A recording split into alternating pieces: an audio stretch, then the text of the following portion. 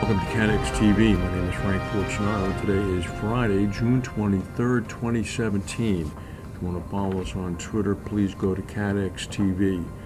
Media reports in the United Kingdom are now suggesting that the tragic fire at the Grenfell Tower, which killed 79 people confirmed, could lead to an insurance industry loss of about $1.3 billion US. According to the Times newspaper in London, reports that the Grenfell Tower fire could rise to about £1 billion in insured loss, depending on the extent and cost of any litigation, and this is important, and also whether any other tower blocks have to be improved or evacuated. Initially, the Norwegian insurer Protector Forsikring, which is the primary writer, said that they expect most of its losses will be picked up by reinsurance programs. Apparently, Munich Re is the main participant of the reinsurance program. The UK government said yesterday that as many as 600 other high-rise buildings around England may have similar exterior cladding as did Grenfell Tower. The insured loss could rise if those building owners have to remove that cladding.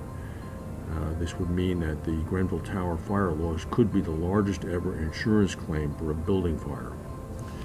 Britain also said this morning that it had ordered an immediate examination of a Hotpoint fridge freezer model after police said that a deadly explosion or fire may have emanated from one of those units that might have caused the Grenfell fire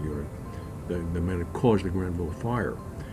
The business minister of the United Kingdom, Greg Clark, said the product was manufactured between 2006 and 2009. It has not yet been subject to any recalls. However, we're going to establish whether any further action is required. The police also said that they are envisaging manslaughter charges to be brought in some connection against somebody as to how the fire began. AM Best, the insurance reporting agency, is reporting that total direct written premium for new cyber business written by American insurers is up about 35%, up to about $1.35 billion last year. Most important is AM Best said that there's a strong shift now amongst top cyber writers away from package policies to standalone cover. Now what that means is if you typically buy homeowners insurance, commercial general liability insurance, or other packages, in the old days were just up until about 2 years ago, cyber liability to some limit was always thrown in as an add-on. No longer. Standalone policies for cyber coverage are being strongly encouraged by the insurance industry and by AM Best and others who monitor it and regulate it as a means to better price it. The United States has suspended Brazilian meat imports over, quote, recurring concerns about the safety of products intended for the American market. Several countries banned Brazilian meat in March when prosecutors said health inspectors there have been taking bribes to approve substandard meat. The U.S. did not impose a ban then, but it did introduce checks on all of Brazil's meat shipments. The checks produced information that the meat shipments had failed safety standards.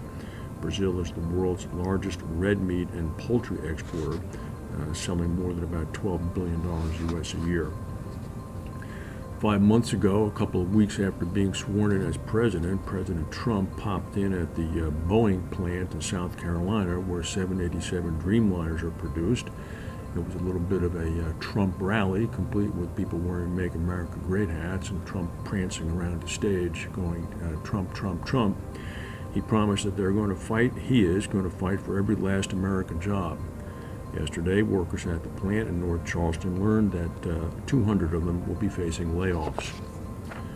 The Israeli airline El Al has been banned from asking women to switch seats if ultra-orthodox Jewish men object to sitting next to them.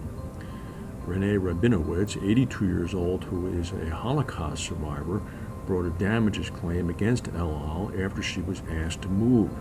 Jerusalem Magistrates Court said such requests break discrimination laws.